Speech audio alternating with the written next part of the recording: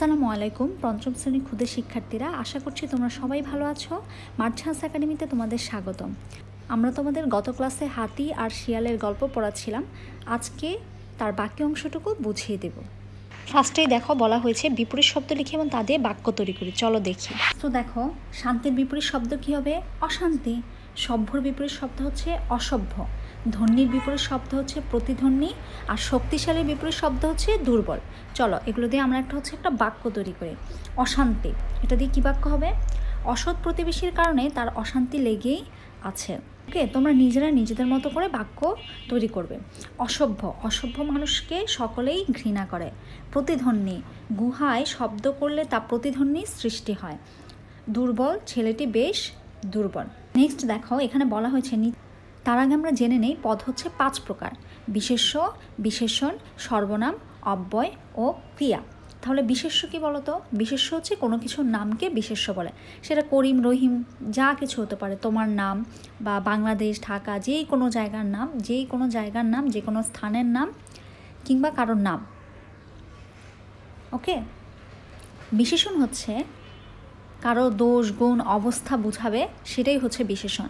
যেমন তুমি একটা ভালো মেয়ে বা কিংবা তুমি একটা ভালো ছেলে। তোমার যে ভালো, এই যে গুণ, ভালো, তুমি যে সৎ, ভালো, এগুলো হচ্ছে তোমার গুণ। সো এগুলো কি? বিশেষণ। তারপর দেখ সর্বনাম। সর্বনাম হচ্ছে বিশেষ্যের পরিবর্তে যেটা ব্যবহৃত হবে সেটা হচ্ছে সর্বনাম। যেমন করিম স্কুলে যায়, তারপর আমি বললাম সে স্কুল থেকে ফিরে মাঠে খেলতে যায়। তো দেখো এখানে করিমের পরিবর্তে আমি পরবর্তী সে শব্দটা ব্যবহার করেছি। এখানে সে হচ্ছে সর্বনাম, তার পরিবর্তে ব্যবহৃত হয়েছে। আশা করছি তোমাদের কাছে বিষয়টা ক্লিয়ার। তারপর দেখো ক্রিয়া। ক্রিয়া হচ্ছে যখন কোনো কাজ করা বোঝাবে। যেমন আমি ভাত খাচ্ছি, এটা কি? কাজ। তাই এটা কি হবে বলো তো? ক্রিয়া। আমি খেলছি। ওকে, তাহলে চলো এই বাক্যে কোন পদ আমরা একটু দেখে নিই। দুষ্ট, তার মানে কি দুষ্ট ছিল বলো তো? হাতিটি দুষ্ট ছিল। তাহলে এটা কি? হাতের গুণ না? তাহলে এটা হচ্ছে বিশেষণ। তারপর দেখো হাতি তো হাতি, সো এটা হচ্ছে নাম, সো এটা হবে বিশেষ্য। তারপর দেখো বুদ্ধিমান। হাতি কেমন আমরা পড়েছিলাম গল্পে, কে বুদ্ধিমান বলো তো? শিয়াল বুদ্ধিমান। তাহলে দেখো বুদ্ধিমান, এটাও তো শিয়ালের একটা গুণ।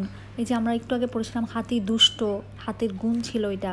তারপরে শিয়াল হচ্ছে বুদ্ধিমান, এটাও তো শিয়ালের একটা গুণ। সো বুদ্ধিমান, এটা কী হবে বলো তো? বিশেষণ।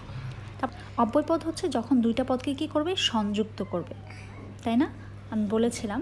সো দেখো আমি ও তুমি, বা হচ্ছে আমি এবং সে সেখানে বেড়াতে গিয়েছিলাম। তো দেখো এই যে এখানে এবং দুইটা পদকে সংযুক্ত করেছে, দুইটা শব্দকে সংযুক্ত করেছে, সেটাই হচ্ছে তোমার অব্যয়পদ। তাহলে এবং এটা হচ্ছে অব্যয়। তারপর আমি আমার নামের পরিবর্তে আমি ব্যবহৃত হয়েছে, সো এটা হচ্ছে সর্বনাম। তারপরে চায়, সে কি চায়? খেলা করতে চায় বা পড়তে চায়। এখানে চায় শব্দটা কি বলতো? ক্রিয়া। যে কোনো একটা প্রাণীর সম্পর্কে বলি, এমন 5টা বাক্যের একটা অনুচ্ছেদ রচনা করি। বনে বসবাসকারী বিভিন্ন প্রাণীর মধ্যে বাঘ হচ্ছে অন্যতম। বাঘ অন্য প্রাণীর মাংস খেয়ে বেঁচে থাকে। বাংলাদেশের সুন্দরবনে বাঘ দেখতে পাওয়া যায়। এই নাম হচ্ছে রয়্যাল বেঙ্গল টাইগার। এই বাঘ আমাদের জাতীয় পশু। ওকে, হয়ে গেছে আমাদের 5টা বাক্য। নেক্সট দেখো আমাদের কি কর্ম অনুশীলন দেওয়া হয়েছে। একটি গল্প লেখার চেষ্টা করি। প্রথমে শিক্ষকের সহায়তায় 2 থেকে 3টি সাদা কাগজ নেই, সেগুলোকে একটি ভাঁজ করে নোটবুকের মতো তৈরি করি।